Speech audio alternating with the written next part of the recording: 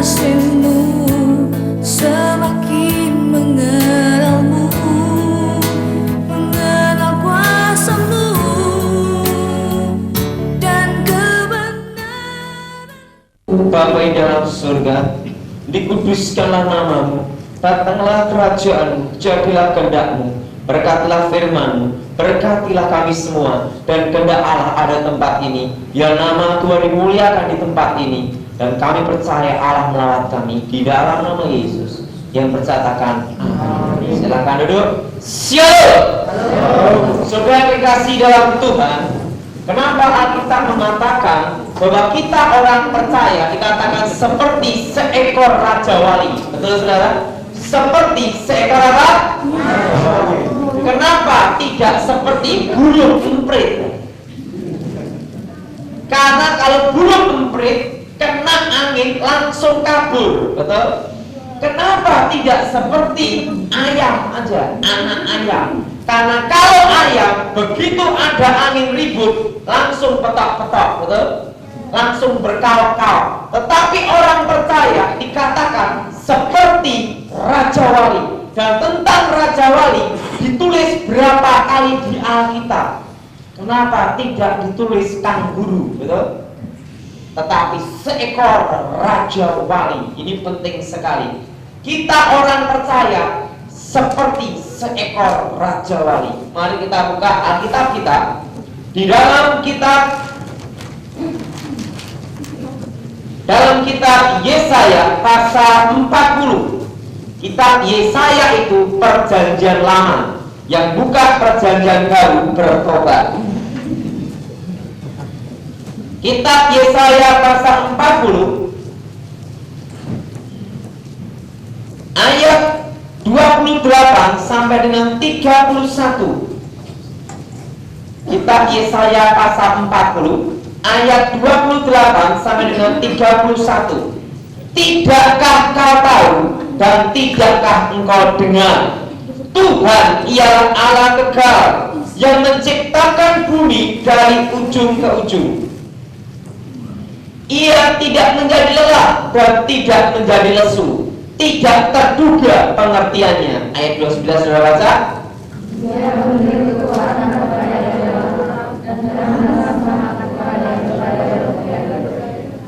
Orang-orang muda menjadi lelah dan lesu, dan teruna-teruna jatuh tersandung. Tetapi orang yang menanti-nantikan Tuhan mendapat kekuatan baru. Mereka seumpama raja wali yang naik terbang dengan kekuatan sayapnya. Mereka berlari dan tidak menjadi lesu. Mereka berjalan dan tidak menjadi lelah. Kalau saudara perhatikan, anak muda kalau lari walaupun orangnya perkasa, kira-kira jarak 20 kilo pasti lemes, betul? Siapa yang 20 kilo lari kencang tanpa lemes, angkat tangan.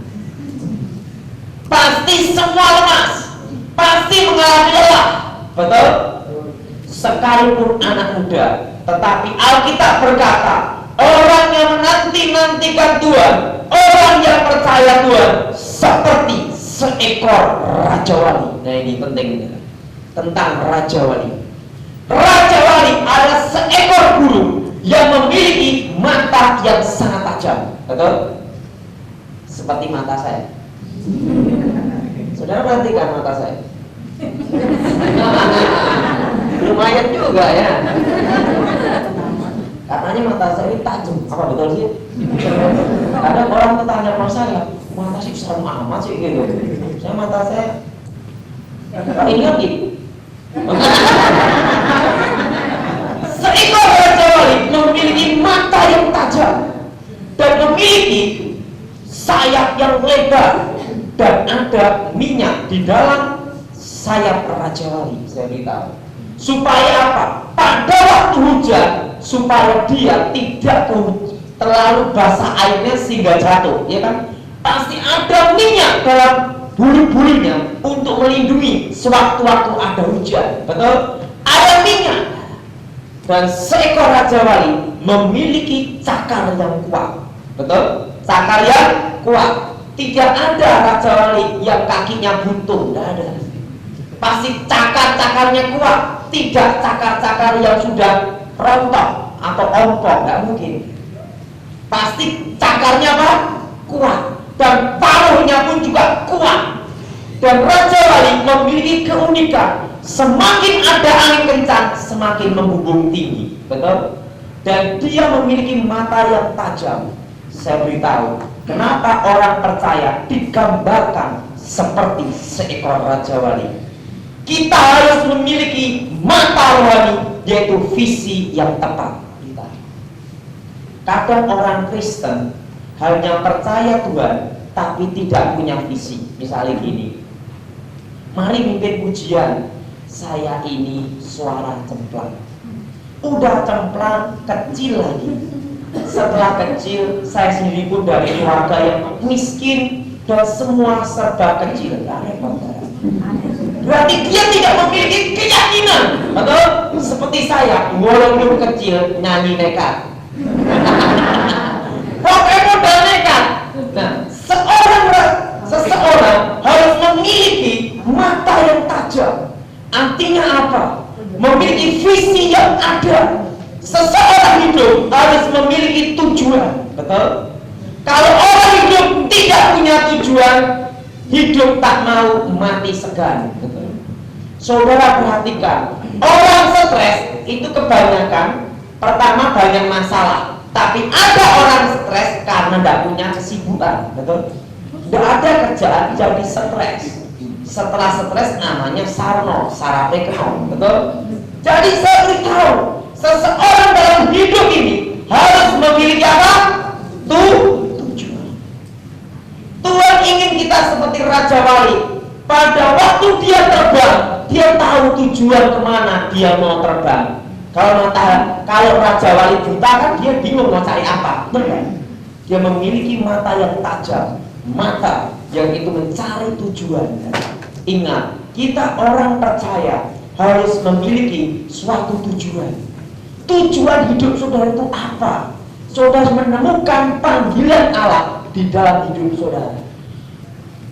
Saya beritahu, di dalam setiap orang percaya Allah memanggil kita. Baik saudara sebagai ibu rumah tangga ataupun sebagai anak muda untuk menjadi pelayan Tuhan atau menjadi pemberita Injil atau menjadi pendoa syafaat, pasti Allah memanggil saudara bukan karena saudara nganggur, betul?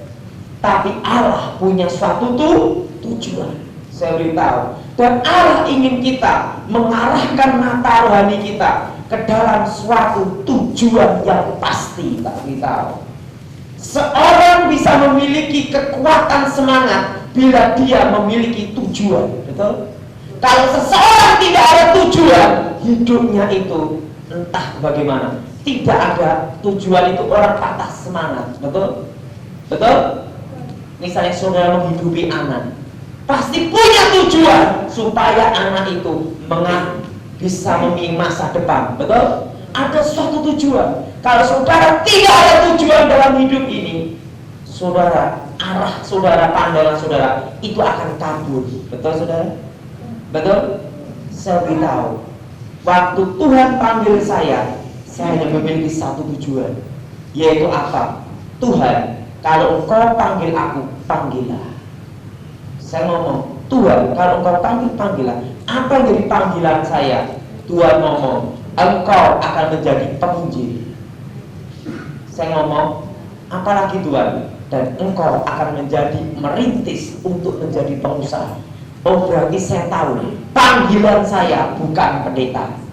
Karena kalau kita memaksakan panggilan yang bukan panggilan kita, rambut bisa rontok. Itu nyetak dari kere.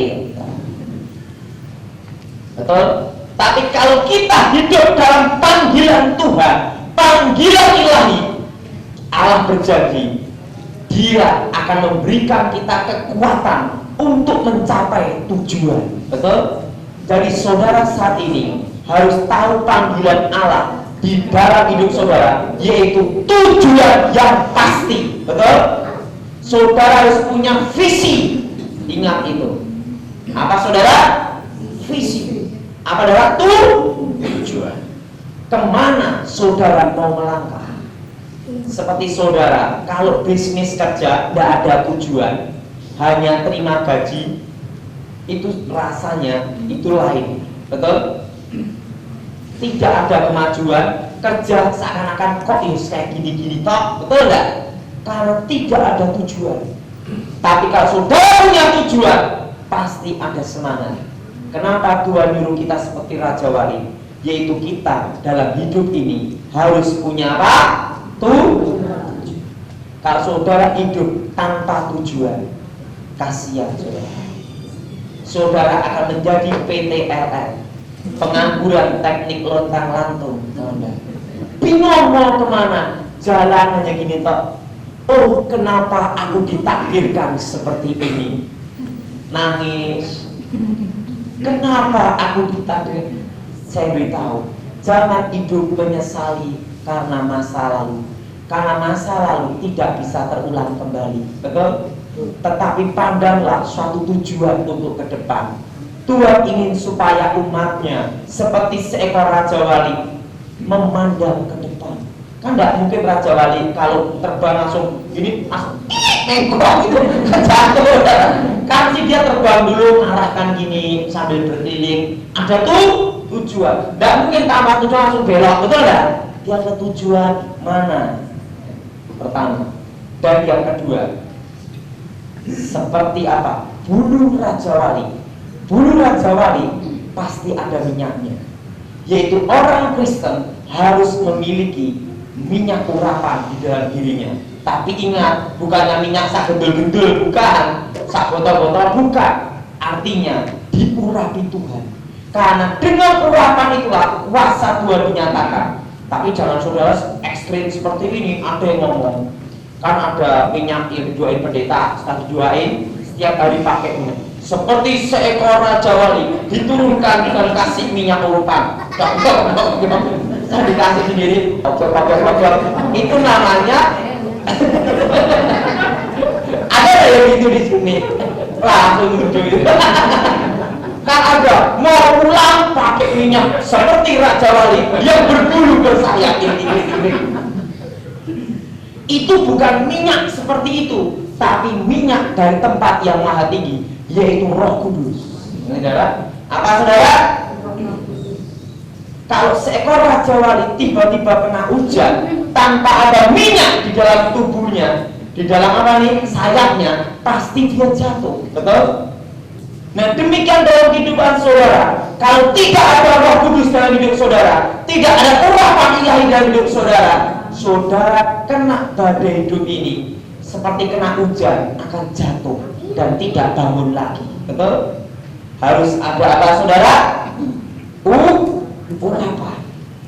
Kalau saudara tidak ada urapan dalam diri saudara, saudara tidak akan mampu menghadapi hidup ini.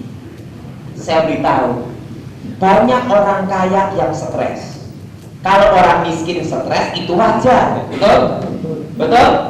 Tapi banyak orang kaya yang stres, bahkan sampai kena stroke, sampai selesai, betul? Kenapa dia kok bisa stres? Karena tidak ada urapan Roh Kudus dalam dirinya. Saudara perhatikan, saat ini baru terjadi banyak penyakit, orang tidak bisa tidur, betul? Sekarang yang paling laris itu adalah dokter psikiater yang bagian untuk orang tidur, betul? Betul? Supaya bisa tidur, betul nggak? Padahal orang kaya, sebabnya apa? Pikirannya dia tidak tenang. Karena dia tidak ada tujuan dalam hidupnya untuk datang kepada Tuhan. Kalau orang yang tidak datang pada Tuhan, itu pikirannya ngelambian. Misalnya, udah kaya punya BMW, wah kurang, harus punya Mercy. Bingung, baru kena gini tuh, masalah sedikit, bingung, baru kena jangan-jangan mati. Kalau saya mati, nanti harta saya gimana? Betul nggak? Orang kaya itu bingung nyimpen hartanya, padahal kalau mati nggak bawa harta, betul nggak? Saudara, saya beritahu, saudara harus punya tujuan. Saudara harus membutuhkan urapan, yaitu urapan apa? Saya beritahu, di Singapura banyak orang kaya datang ke dokter psikiater. Sekarang yang paling laris itu pendeta, sama dokter psikiater. Kenapa pendeta? Karena banyak orang stres, betul? Kenapa dokter psikiater? Untuk ngasih psikis jiwanya. Dan yang paling laris, bisnis tak beritahu. Ada dua, bisnis ikan sama bisnis burung. Tak beritahu, karena banyak pengusaha stres, akhirnya datang ke tempat pasar burung, nikmong. Karena apa? Di perusahaan di demo, di rumah di demo sama istrinya, betul? Perhatikan, sekarang gila-gilaan ikan yang lobat, yang ngonyong-nyong sampai 500 juta, 1 miliar, betul? Sebab apa? Banyak orang stres. Perhatikan, bahkan ada ngapain saya di rumah diomelin sama istri, terusan diomelin di pabrik, urusan pusing. Lebih baik hidup ini penuh dengan cobaan sambil makan ikan. Stres. Karena dia tidak ada tujuan hidup. Jadi tujuan hidup sudah harus jelas, yaitu apa? Mengikuti panggilan tuh. Dan yang kedua, harus ada urapan roh. Saya melihara ikan, Tuhan. Saya beritahu, ada memang anak hobi koleksi, ya kan ya? Tapi ada juga yang karena stres. Dan stres ini yang paling parah, betul nggak? Betul nggak? Biasanya yang jenis stres ini kalau beli gila-gilaan, betul nggak? Karena apa? Beli bahan ukur. Ini harganya berapa? 1 miliar. Ya 1 miliar kasihmu. Ini harganya berapa? Kenapa? Udah stres. Saya beritahu, sekarang sudah waktunya saudara harus memiliki apa? Allah memberi kita kekuatan untuk menanggung segala apapun yang terjadi dalam hidup ini. Amin. Pertama, apa saudara? Pertama apa? Visi, tujuan hidup. Tapi tujuan harus pasti, yaitu tujuan mengikuti panggilan. Bagaimana menemukan panggilan Tuhan? Saudara harus berdoa mencari Tuhan. Panggilan itu apa? Saya beritahu, Tuhan manggil saudara bukan karena iseng, tahu, tapi dia punya tuh. Dan yang kedua, harus ada apa? Urapan. Supaya apa? Di dalam menempuh hidup ini, saudara bisa bertahan. Nanti saudara bisa saya beritahu, Indonesia dipulihkan Tuhan masih menunggu 20 tahun lagi. Semua total 25 tahun. Waktu saya naik ke surga, saya turun ke bumi hidup kembali, tapi ada wartawan tanya, ketemu Pak Haji enggak? Oh itu wartawannya nanya itu gini. Akhirnya saya ngomong sama wartawan, pada waktu Pak Haji naik, saya pas turun. Waktu saya pas turun, dia naik. Jadi selip. Karena saya ngalami sekali toh dalam hidup saya. Karena saya diberitahu kalau kau kembali ke tempat ini lagi untuk selama-lamanya. Makanya saya cukup sekali, dah cukup lah. Karena apalagi saya belum menikah, nanti dulu. Saya ingin juga nanti dulu lah, katanya rugi ya. Saya diberitahu nanti kalau kamu ke tempat ini lagi untuk selama-lamanya. Wah jadi mati dong. Jadi saya pernah tabrak hidup kembali, sehingga saya bisa dapat lagu-lagu itu karena naik ke surga itu. Tapi sekali toh, nggak bisa berulang-ulang. Nah saudara, itu 25 tahun Indonesia dipulihkan sejak awal krisis. Berarti sudah mencapai 5 tahun. Masih nunggu berapa? 20 tahun. Ini bukan boleh buka ada gini. Kemungkinan yang ini udah ompong juga. Lalu ada. Tak beritahu. Supaya saudara bisa bertahan, saudara memiliki apa? Tapi urapan di sini ada urapan Roh Kudus. Bukannya setiap hari pakai minyak. Waduh, itu nanti kalau anaknya tanya, mama itu ngapain? Kok kasih gini-gini? Aduh, kacau. Minyak urapan itu memang ada yang dipakai untuk waktu pelepasan usir setan, tapi tidak setiap hari. Kok setiap hari itu kurang kerjaan. Selain ini kan juga banyak. Saya beritahu urapan itu sekali, yang penting-penting aja. Wah, itu ada lagi sedikit-sedikit jenenge mobil kasih minyak ya. Itu setiap hari. Tapi kenyataannya kena kerusuhan 16 juga. Itu bukan karena minyaknya, nanti ya, waktu kerusuhan di Solo itu 16 juga. Saya belum tahu. Itu bukan karena minyaknya, tapi karena apa? Doa. Dan tidak harus pendeta ini, tidak. Semua orang percaya juga diberi kuasa. Amin. Nggak usah pendeta, saudara pun juga diberi kuasa. Tergantung doa saudara. Walaupun itu sudah didoain pendeta, tapi saudara tidak yakin juga percuma. Betul? Kalau saudara yakin didoain pendeta, baru ada kuasa. Itu pun bukan karena pendeta, doa saudara. Jadi saya beritahu, jadi jangan ekstrim-ekstrim. Orang ekstrim nanti repot, nanti kasihan anak-anak. Akhirnya anak-anaknya bingung. Setiap minyak dipakai termasuk minyak goreng. Saya tuh kadang sama orang tanya ini, kok pakai minyak zaitun kok? Wah, orang setan ini kasih minyak zaitun mahal-mahal, kasih minyak oli cukup. Saya sering kasih minyak oli, nyatanya ya sukses-sukses saja. Tapi saya beritahu, itu bukan karena minyak, bukan minyak secara lahiriah. Yang dimasukkan ini adalah Roh Kudus. Tanpa doa percuma. Amin. Nanti saudara. Jadi variasi pun juga dipakai Tuhan. Jadi saudara jangan menghakimi orang. Nanti saudara, setiap orang dipakai Tuhan. Tapi ingat, saya bukan yang penggemarnya variasi, dan saya juga bukan pengikutnya. Karena saya orang netral. Karena orang netral itu matanya terbuka, betul? Seperti orang sudah menikah itu tidak netral, mata tertutup.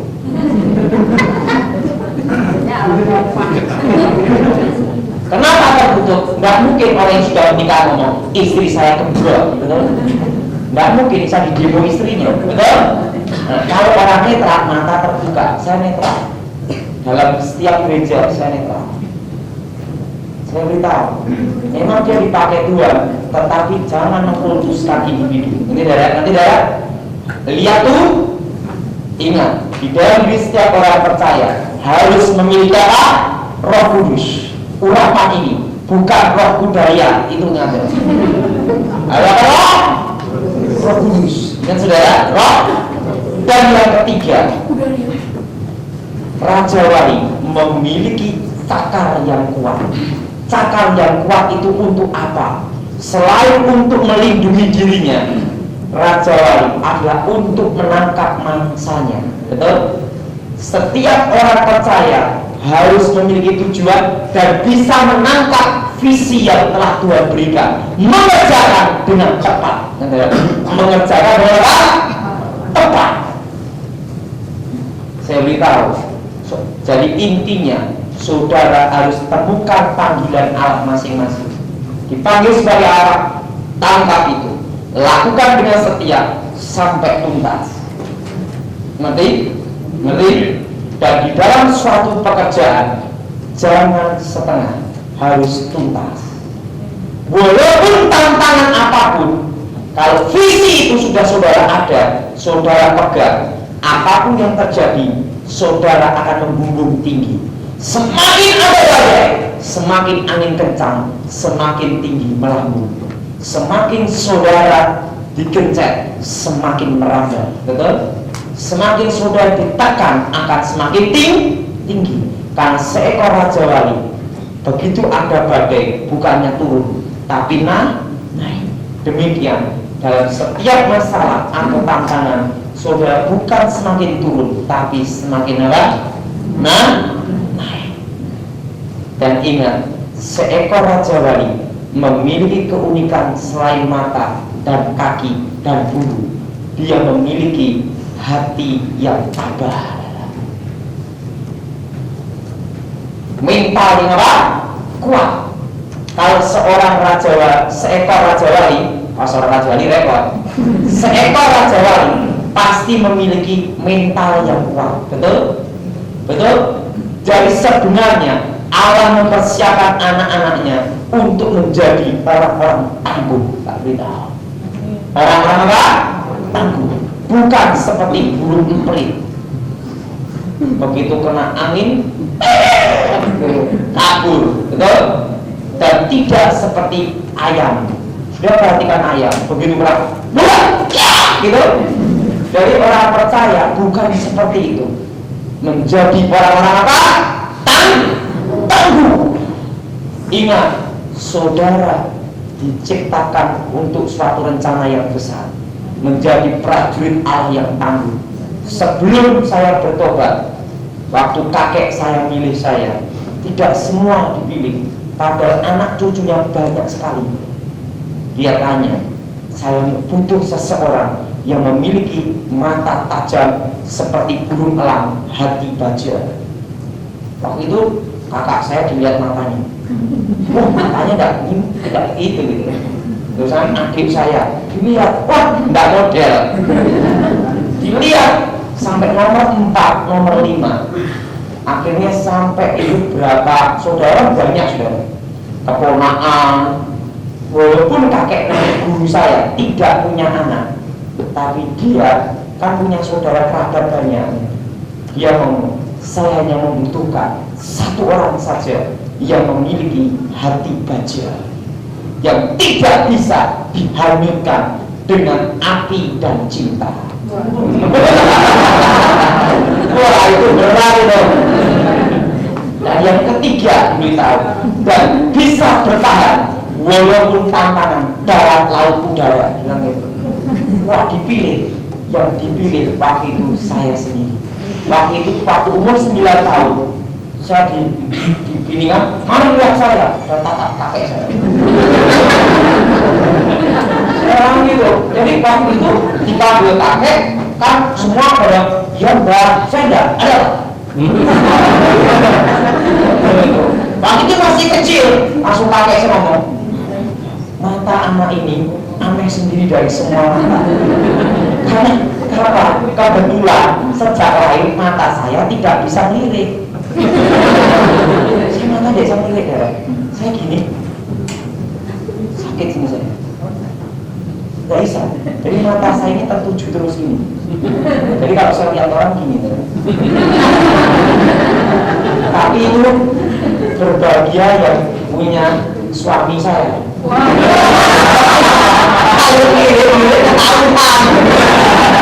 Baru gini. Jadi sejak lahir saya nggak bisa melirik ya. Dan mata saya itu tertuju gini terus ya, nggak bisa. Sampai sekarang saya pernah periksakan mata saya. Ini mata saya ini sakit apa sih diperiksa ini? Dokternya ngomong gini, ini sejak lahir, pembawaan sejak lahir. Dan memang dari beberapa keturunan yang matanya nggak bisa diperiksa saya sendiri. Nah, tapi sejak kecil kakek saya mencari orang yang tangguh, yang bisa bertahan. Nah, saya bisa bertahan karena ada suatu tujuan, yaitu apa? Supaya menjadi penerus dari generasi, itu aja. Menjunjung kehormatan keluarga, itu aja.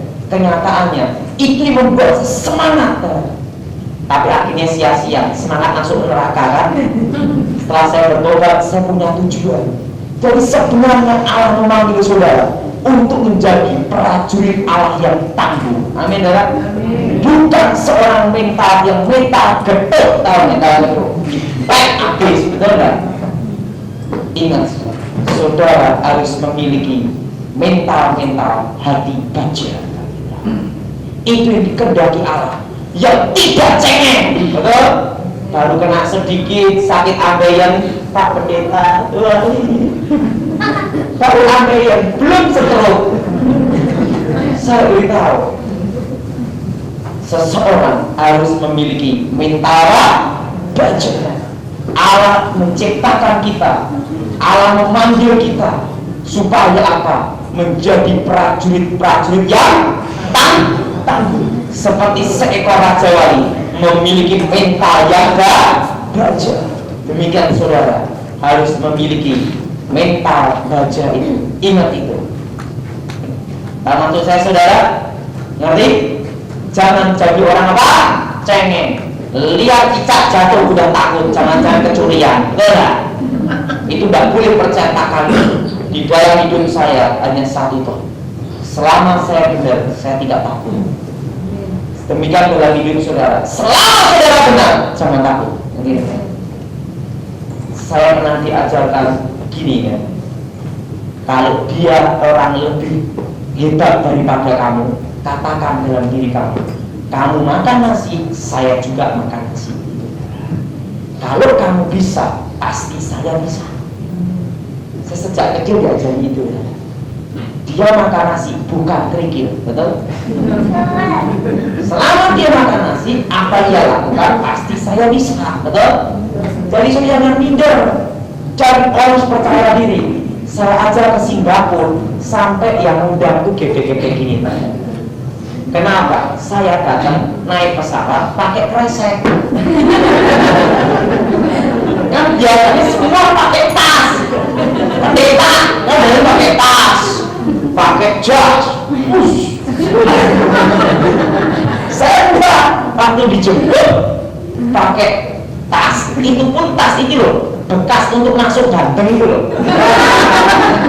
Itu dikasih teman saya Mulyono, saya datang. Kenapa? Karena saya selama saya tidak mengemis, saya tidak takut. Itu dah. Saya diajarkan kakek saya gitu sejak kecil. Jadilah orang tangguh. Gitu dah. Orang yang tabah, hati baja. Dan sebenarnya orang percaya juga demikian. Kita dipanggil untuk menjadi orang apa? Tangguh. Orang apa? Mental yang baja. Jangan mental geduk, tak viral. Sedikit-dikit minta doa pendeta, dan ini pun untuk meringankan beban pendeta, betul? Nanti saudara, dari saudara harus memiliki hati apa? Kuat, jangan mudah cengeng. Saya paling nggak suka sama orang cengeng. Saya punya adik nomor 4, tapi sekarang udah berani. Dulu kak dia omongin, kamu gini. Gitu, lagi padahal. Kamu gini, gitu. Sampai saya jengkel. Saya punya hati yang lengkap. Orangnya tinggi, Mas Junior. Wah, tapi mentalnya gitu. Itu kalau saya ngomong, kamu nggak begini. Saya punya adik nomor 4. Tapi beda juga dengan adik saya nomor 5. Itu kelewatan gitu. Itu terlalu berani itu. Nah, untung udah bertobat. Dikeroyok orang berapa? Satu-satu didatangi rumahnya. Tapi udah kelewatan gitu. Akhirnya dia udah bertobat. Dulu kelewatan nakal gitu. Saya udah bertobat. Adik saya nomor 5 udah bertobat. Kesalahan saya itu deh. Waktu adik saya nomor 5, waktu itu saya belajar dari kakek, dia lihat teknik-teknik itu lihat. Akhirnya setelah saya bertobat, adik saya waktu itu masih SD, lihat saya latihan, diikuti. Wah, jadi algojo saudara. Sampai di sekolahnya disebut pembela wanita. Karena apa? Satu kelas itu banyak wanitanya, laki-lakinya berapa toh? Waduh, jadi tidak karuan itu. Akhirnya sampai mama saya berdoa sampai dia bertobat, tidak berkelahi lagi. Bayangin setiap hari berkelahi. Kalau udah kelewatan enggak. Tapi adik nomor 4 lain lagi dipegang. Akhirnya yang nomor 4 itu saya ajarin apa? Itu dia makan nasi, kamu juga makan. Ngapain takut? Kalau kamu ngomong, selama kamu benar, kamu jangan takut. Itu sudah. Akhirnya adik saya dulu nggak berani ngomong sama orang. Akhirnya dia mulai tumbuh kepercayaan, baru bisa ngomong. sudah lancar ngomong, sudah enak ngomong. Adik nomor 5 sudah bertobat sungguh-sungguh. Saya 5 laki semua. Wah, itu kalau punya anak 5 laki semua, yang jadi ibunya harus pakai peluk cakron bos. Dulu masih ingat, kalau 1 orang berkelahi, 4 maju semua. Wah, itu berkelahi orang. Lalu dulu pas kecil-kecil, udah bertobat semua. Saya beritahu, jadi seseorang harus memiliki mental baja. Saya melihat seorang mama, yaitu ibu saya, mental betul-betul baja. Ditinggal papa saya 20 tahun. Papa saya itu kalau kaya sama istri muda, kalau miskin sama mama saya. Sama perempuan lain maksud saya. Main perempuan, tapi mama saya membesarkan 5 anaknya dengan tangannya. Dia hanya percaya bahwa Allah itu adil dan yang maha kuasa pasti tahu. Itu tahu. Walaupun mama saya waktu belum bertobat, dia percaya keadilan Tuhan. Dan pada waktu bertobat terima Yesus, mama saya, papa saya bisa bertobat, tapi dia memiliki mental baja 20 tahun untuk bergumul untuk papa saya. Saya mau tanya, siapa yang punya beban masalah suami? Kan belum 20 tahun.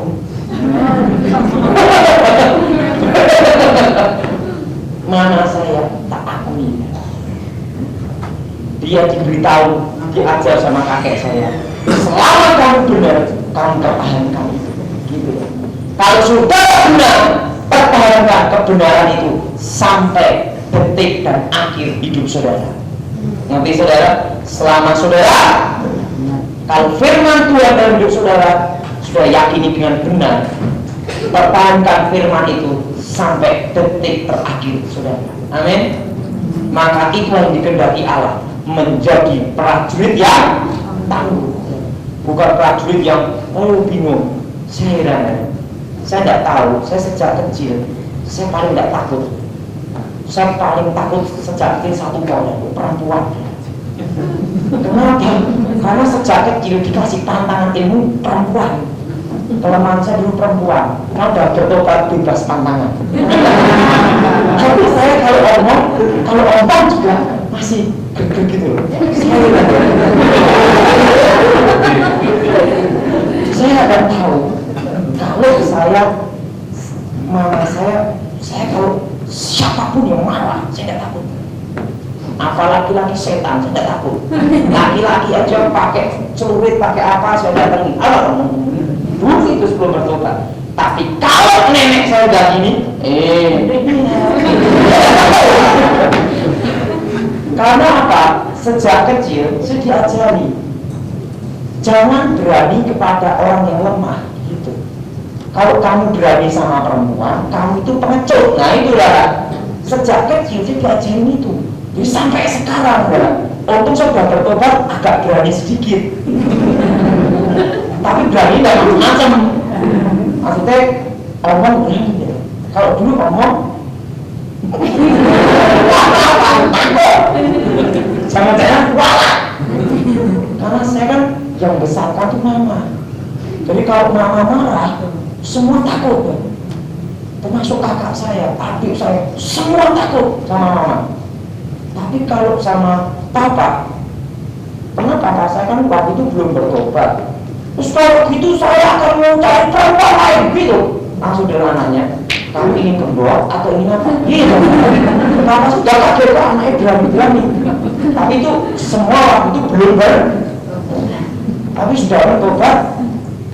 Pak ya tetap menghormati papa, tetap menghargai papa. Tapi yang paling semua itu dengar sama mama. Karena dibesarkan sama mama. Yang besarkan sejak kecil ya. Saya beritahu, jadi sampai sekarang adik saya pun juga gitu. Adik saya itu dulu sebelum bertobat, tapi digebukin mamanya. Tapi saya mamanya juga tangis sendiri-sendiri. Saya suka lihat itu. Kemungkinan kalau menurut saya dampak kejiwaan. Karena sejak kecil dibesarkan perempuan sama ibu. Dan saya sendiri pun delala punya nenek juga galak setengah mati. Jadi, tapi setelah saya bertobat, ya saya agak berani. Agak beraninya apa? Saya berani ngata-ngata. Kalau tidak berani. Karena apa? Nggak tahu ya. Seperti ada kekuatan yang dahsyat. Itu saya mengalami pergumulan itu supaya berani ngomong. Itu sampai usia berapa ya? 22 baru bisa saya berani ngomong, bisa lancar gitu loh. Tapi saya tetap, karena apa? Sejak kecil saya diajari, kalau kamu berani, jangan berani sama perempuan. Karena kalau kamu berani sama perempuan, berarti kamu pengecut gitu. Makanya kalau orang mukulin istrinya, dia itu kambing hitam, pengecut. Kenapa nggak mukulin setan aja? Betul nggak? Betul? Nah, saya beritahu, jadi orang Kristen, jadilah orang yang apa? Dan memiliki suatu keyakinan, kepastian yang pokok, gitu. Bahwa Injil adalah kekuatan Allah. Saudara pertahankan keyakinan iman saudara, percaya pada Tuhan Yesus dari awal sampai akhir hidup saudara. Amin. Amin.